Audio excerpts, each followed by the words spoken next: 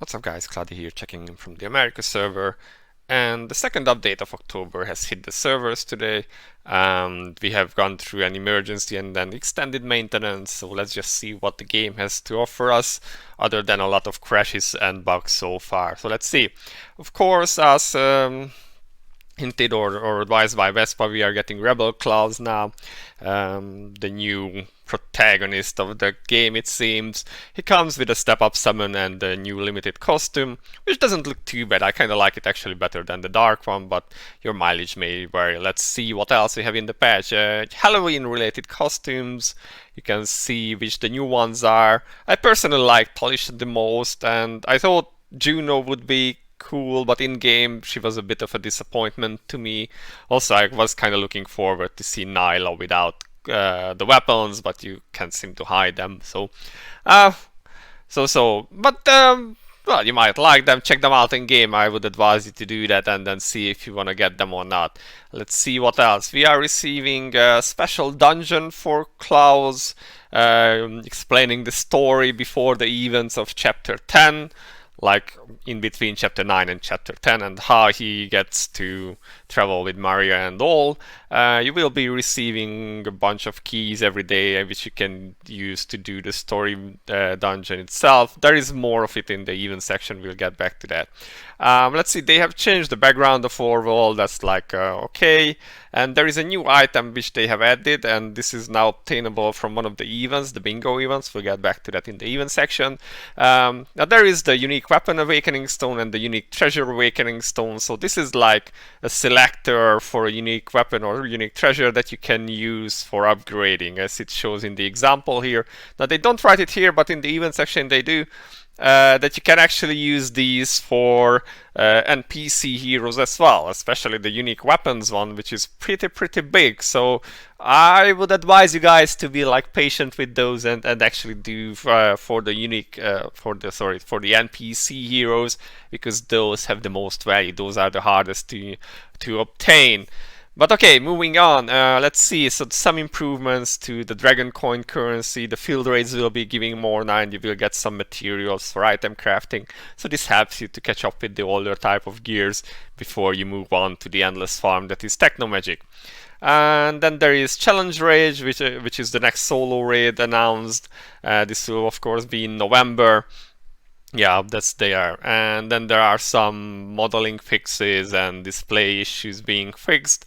Yeah, so that's basically it. Most of the patch is of course about Rebel Claws, so that's what all is about. Let's see what events and stuff we get. So if we move on to the next step, event notice. Now there is a Klaus team, Blackheart, Rebel of the Goddess. I still don't know why he is a Blackheart, but whatever.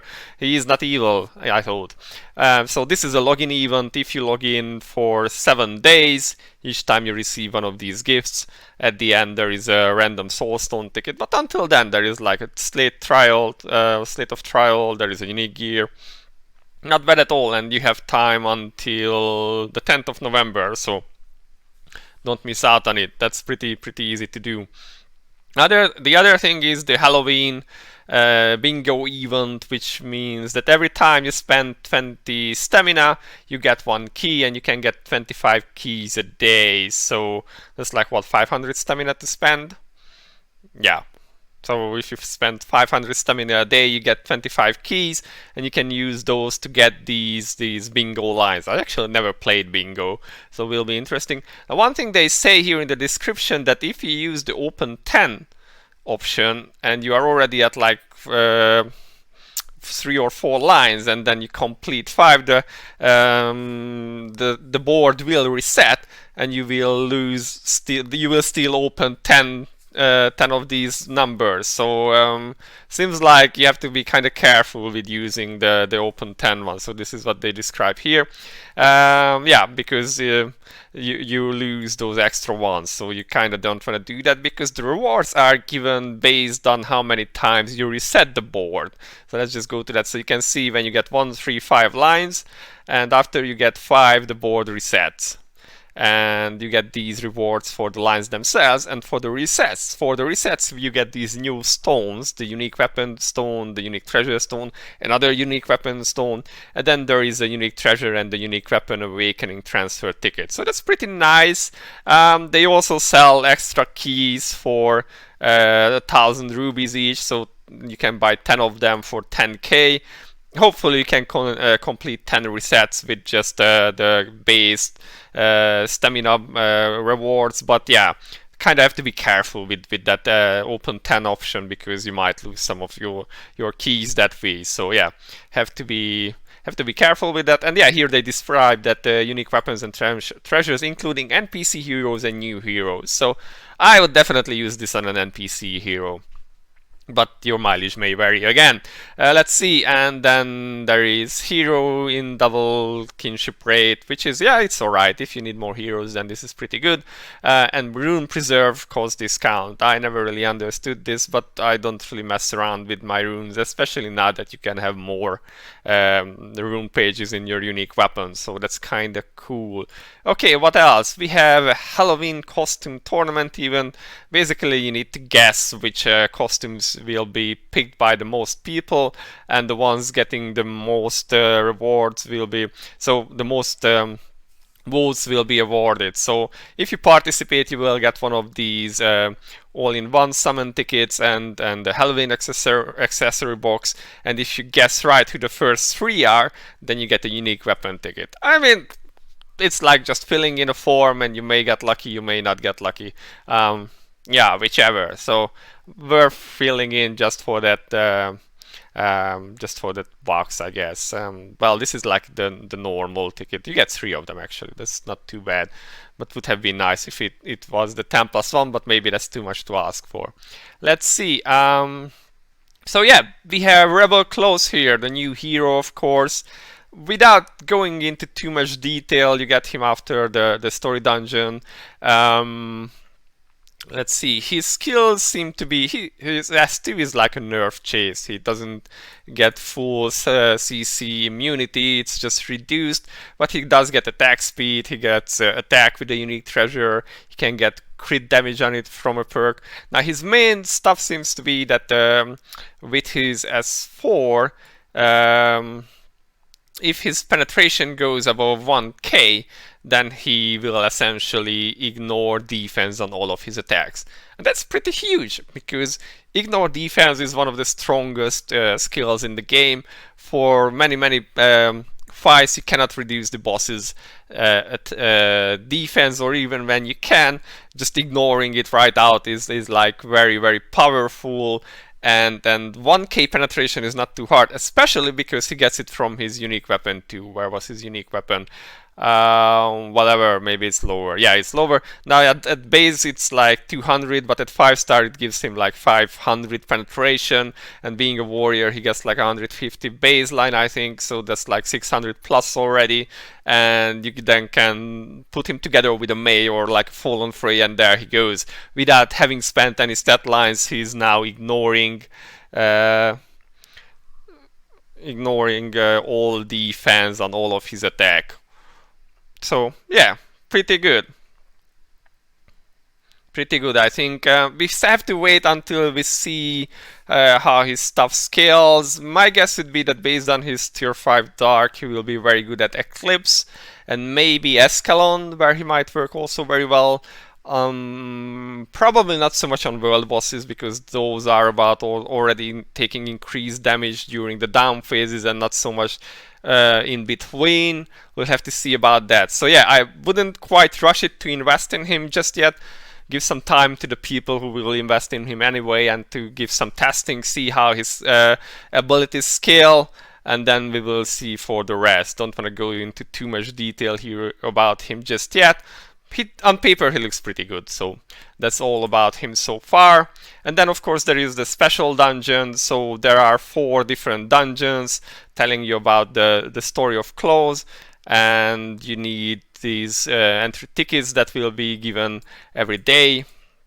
So you will receive 5 of these initially and get one more ticket every day at the server reset, and you can only have 5 of these tickets at once. When you do them, you get these broken wing rewards, and at the 4th dungeon you get Klaus himself. The broken wings can be turned in this event part. There are some nice rewards: stamina potions, reforged tickets, unique weapon or unique gear selector, unique weapon selector, unique treasure selector, all fragment, and then some boss crystal. Yeah, it's not too bad, and yeah, like, it doesn't really cost you anything. Now, to do the story dungeon, you have to use Klaus only, and his abilities and skills are fixed, so this is the old type of bossing. I guess it's yeah, it's not too bad, and free rewards and the free heroes, so that's quite nice, I think. And what else do we have? Oh yeah, there is a review event where you can do free advertising for Vespa on your social networks, so like Facebook or whatever. You need to make a screenshot or whatever and then share it with them. Well, the rewards are like 30 stamina potions. I guess this is what the people meant with Vespa being stingy. Like, if they want us to do free advertising for them, then maybe they could put in something more interesting than 30 stamina potions. But that's just my opinion. Like, 30 stamina potions isn't really that much, to be honest. Yeah. So maybe here they could be a bit more generous if they actually expect us to be doing the advertisement for them freely. Now, that's it really. This is how the game looks like now. You can see the story dungeon here. I will go through that and record it separately and go a bit more into Klaus in a separate video. Don't want to drag this out too long. Special shop. I guess we can have a look at the special shop. I did check it briefly. What was it that I thought this might be worth? So this is nearly $100 depending on your own currency, and well, it has 10k roofs, brilliant eater, soulstone, fragments, pumpkin artifact. These are the old types of the two pumpkins, so sadly the ghost duck one isn't in there, and there is a protection of the God King. So for value, I would say this one is worth. But again, I'm not advocating for anyone to spend. This is entirely up to you. I just thought that in terms of value, this is pretty good. And there was one thing, yeah, it was under the packages actually that I wanted to see. And that was the, I can find it in a moment maybe. Yeah, so the random unique gear is actually pretty decent. I thought this will give you you can buy this twice for 2,500 rubies each. It gives you a random unique weapon, then the random unique treasure ticket, and an artifact list, plus some soul fragments. So not too bad. This is only for rubes, not for real money. So if you have some saved up, this isn't too bad for the value, I think. Although if you consider that for like 6k you can buy a selector, then it's like alright-ish. You can get lucky, you can get unlucky. It might be worth to spend. And there is also like a Halloween costume package, which, well, this says that it's only limited to the ones that were released today. So kind of so, but you get 4 of them. So you would be, so in terms of ruby cost, this is a lot better than spending the rubies, I guess. But yeah. Depends if you want 4 of the new costumes or not.